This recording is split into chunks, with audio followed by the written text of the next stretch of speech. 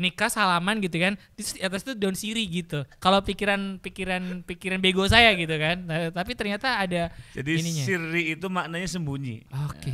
bukan secara terang-terangan gitu. Mm-mm. Nah, ini hal yang mustahil dalam Islam. Kenapa? Oke. Dalam nikah itu wajib ada suami dan istri pastinya, Betul. wajib ada wali Ada wali. dan minimal 2 saksi. Oke, ketika wali nggak ada, armada boleh ya? Lagi serius ya ini ya.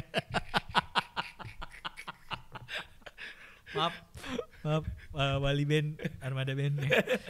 Jadi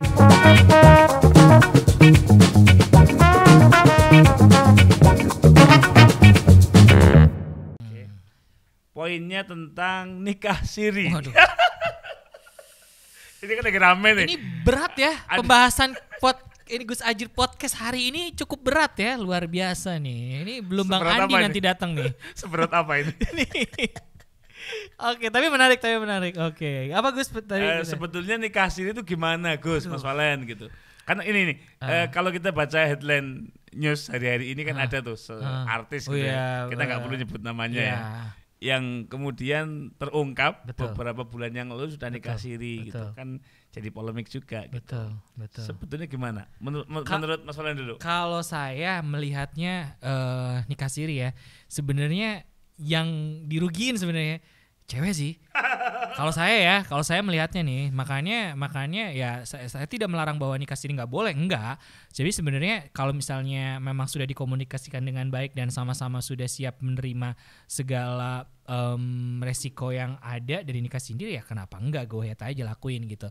Tapi kalau saya ngelihatnya ini sebenarnya rugi ke ceweknya sih, gitu. Jadi gimana ya, jadi kompleks sebenarnya di jawabannya nih. Ya, jadi kalau misalnya terkait nikah siri, untung cowok, rugi di ceweknya. Iya. Oke. Walaupun udah gitu nggak tercatat di, ya kan, nggak tercatat di negara juga gitu kan. Jadi ya saya serahkan jawaban terbaiknya dari Gus Haji aja deh.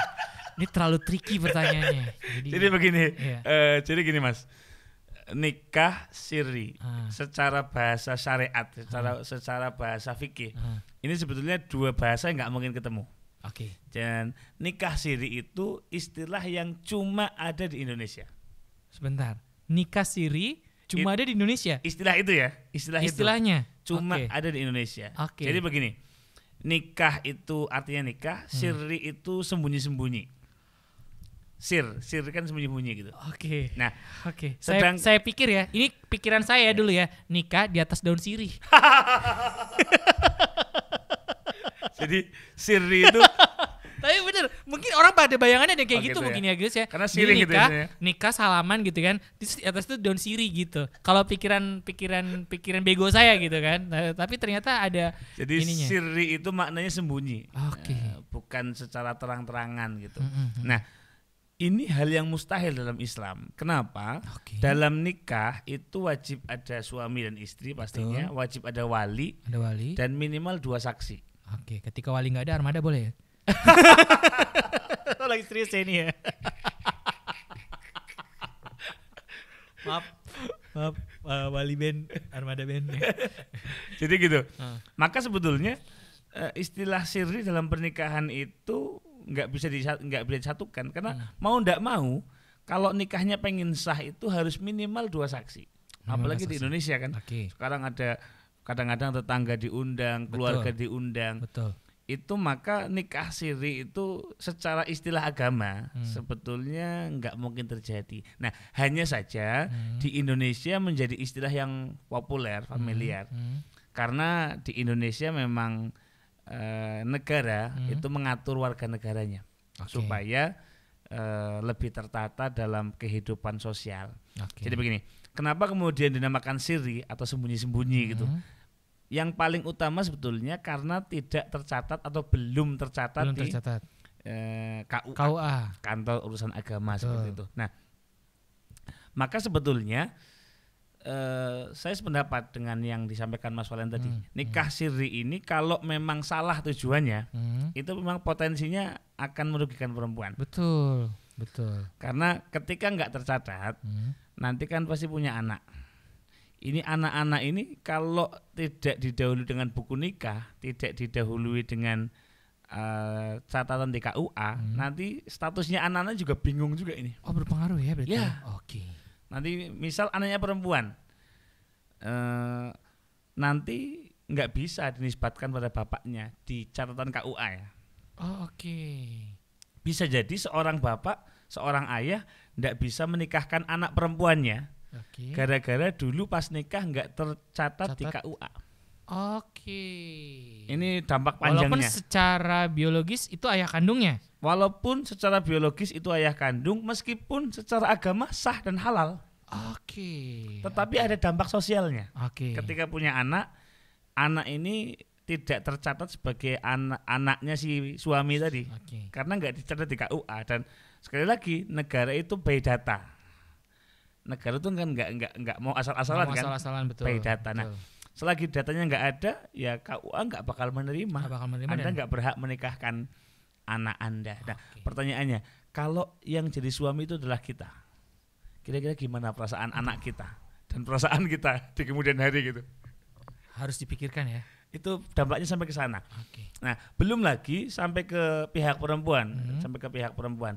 Misal nih, someday si suami ini kurang bertanggung jawab, akhirnya meninggalkan dia entah kemana. Padahal misal sudah punya anak, misal sudah hamil, kan yang akan paling dikorbankan adalah tanggung jawab terbesarnya justru di perempuan. Di perempuan. Oke. Ya sekali lagi, meskipun ketika dilakukan dengan cara yang baik dan tujuan yang baik, nikah siri itu tidak salah, tidak dosa. Cuma kalau ada cara yang kurang baik atau apalagi ada oknum, ini akan banyak sekali yang dirugikan. Tetapi begini, kalau konsepnya sekedar untuk menghalalkan, itu nggak ada masalah sebetulnya. Contoh nih, suami istri udah lamaran, udah khitbah istilahnya. Nah, setelah khitbah kan biasanya ada fase ngukur bahan, persiapan untuk resepsi, prewedding gitu. Nah, ini kan butuh status halal sebetulnya. Ya kan, butuh status halal.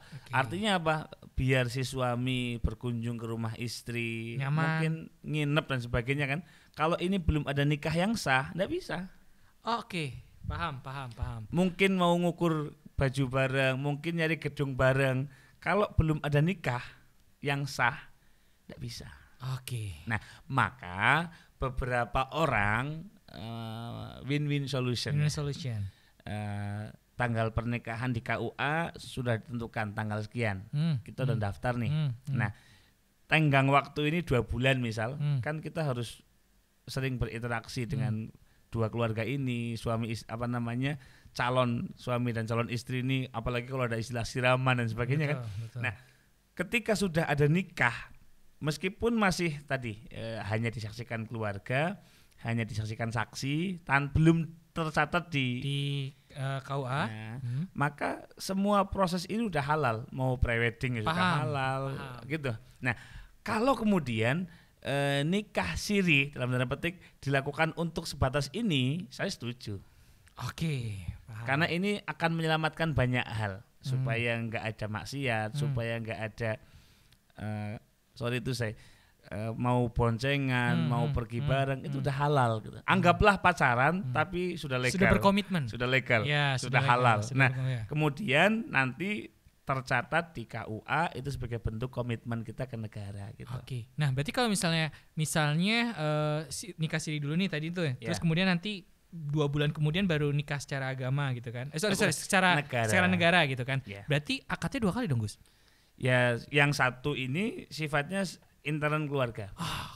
Yang kedua nanti ada istilahnya takkid atau menguatkan. Paham. Dan itu nggak ada masalah. Nggak ada masalah itu ya. Nggak ada masalah. Paham. Artinya kalau kemudian nikah siri diartikan dalam konteks seperti ini, itu positif konotasinya.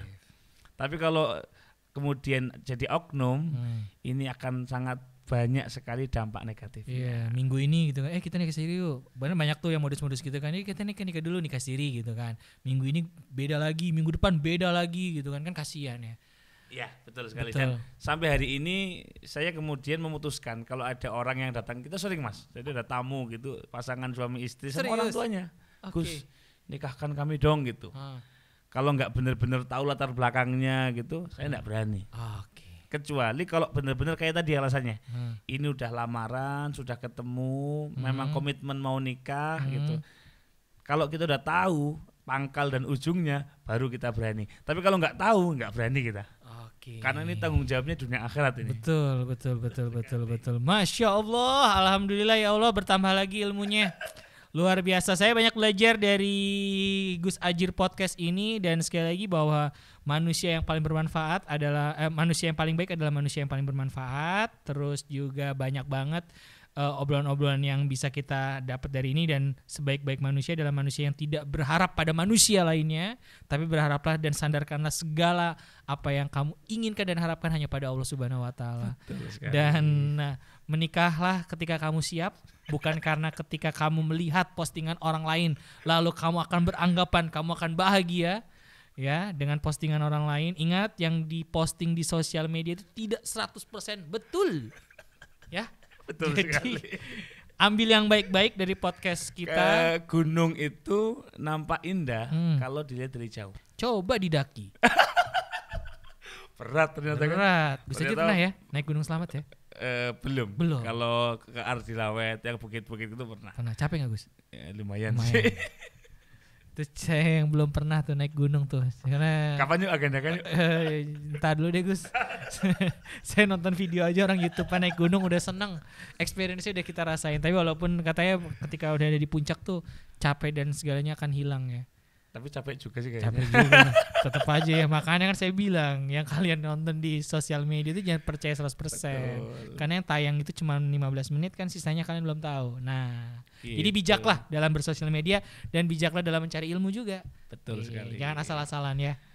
Moga-moga apa yang kita diskusikan Amin. bermanfaat untuk kita semua. Ya. Terima kasih Mas Solen Sama-sama. sudah datang di podcast kami. Sama-sama. Insya Iya. Allah banyak sekali menginspirasi. Insya Allah, amin. Berkah. Sebuah kehormatan bagi saya Dengan senang hati. kedatangan MC terkeren di bumi. Sebuah kebanggaan bisa hadir di Gus Ajir Podcast ketika melihat ini. Saya berarti duduk di kursinya Habib Haidar. Mudah-mudahan saya dapat berkahnya ya. Amin ya rabbal alamin. Sampai jumpa di podcast berikutnya. Assalamualaikum warahmatullahi wabarakatuh. Waalaikumsalam warahmatullahi wabarakatuh. Adios.